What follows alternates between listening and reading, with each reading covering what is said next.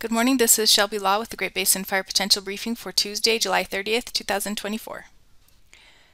Fire potential impacts for the next couple of days are shown here. For today, we are expecting some showers and thunderstorms moving through central Idaho mountains mainly. Some of those storms will move into eastern Idaho. And then we have some gusty winds across southern and southeast Idaho and into western Wyoming with relative humidity in the 20 to 30% range. And then some gusty winds, breezy winds really a little bit lighter in Utah with relative humidity quite a bit lower, down to 6 to 12%. After today, winds lighten up. We have the ridge building back in for warming temperatures across the area. Past 24 hours of precip and lightning is shown here. We've had some overnight showers and thunderstorms right along our northern Idaho border. It doesn't really indicate the precip very well here, but there have been close to a wetting rain in some areas overnight, and those storms will continue today. Fire activity for the past 24 hours is shown here. We had 17 new fires for 58 acres and just over 3,000 acres on our large fire growth. Current fire danger values, ERCs, are shown here. We still have moderately low values across much of Nevada, higher values in Utah where it's been dry for a little while, especially portions of northeast and eastern Utah, and then some higher values also across the central Idaho mountains, although these will be coming down temporarily, at least with some precip up there today. Closer look at the northern Sawtooth area here shows those values, ERC values, right around average for the time of year, going down today, tomorrow, but then those values should be coming up again once the air mass dries out and the high pressure begins to build back in. And then further south in the Manti Forest, those values are quite a bit above average for the time of year. In fact, even above historical maximums right now, and those values should stay elevated for the next little while. This morning's satellite imagery showing a trough of low pressure moving through the Pacific Northwest and Northern Rockies this morning.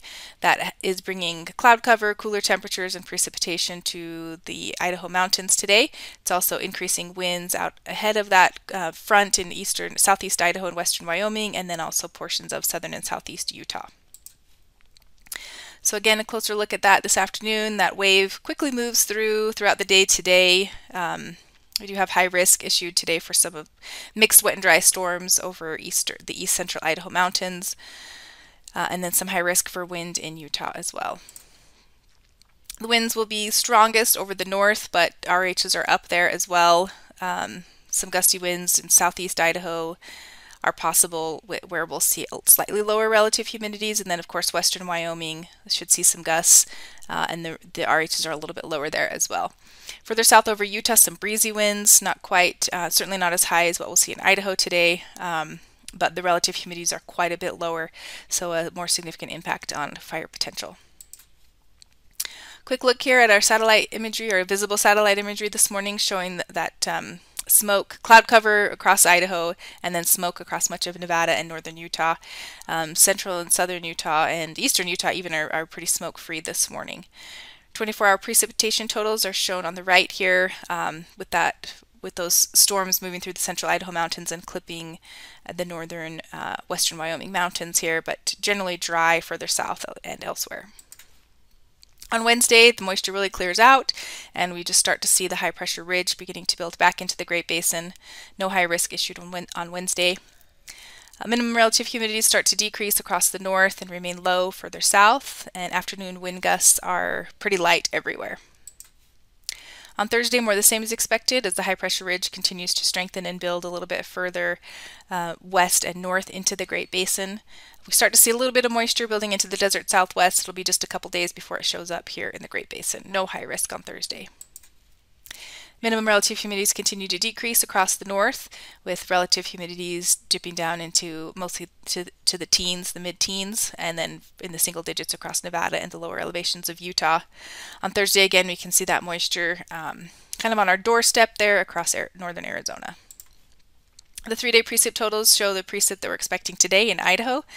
And then beginning on Thursday, possibly as early as Thursday, we'll see a little bit of moisture right on our very southern tip.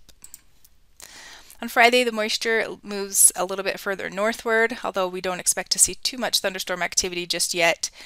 Some mid to high level moisture will start to move in across our southwest border. No high risk on Friday.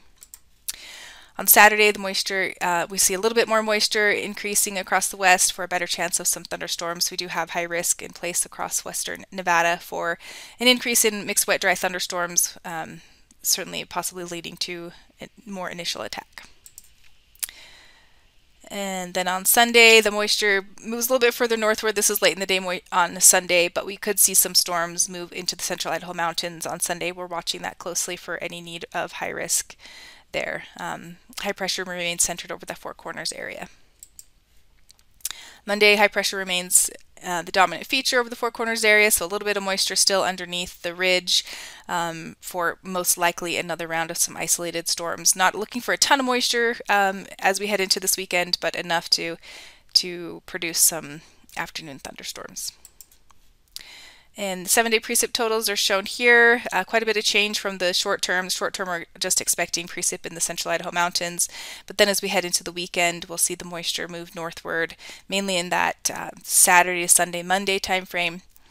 And so we'll be keeping a close eye on where the storms will develop and any high risk that's needed to put in the forecast. The extended forecast for August 6th through the 12th puts a bullseye of heat over the Pacific Northwest, but still very warm over the Great Basin. But it looks like the models are predicting above normal precipitation expected for the Great Basin, particularly northern Utah, southeast Idaho, and western Wyoming. We will definitely be keeping an eye on this, as that would be a welcome sight to some reprieve to some of our fires across the north. And that concludes today's fire potential briefing. Please check back tomorrow for the latest updates.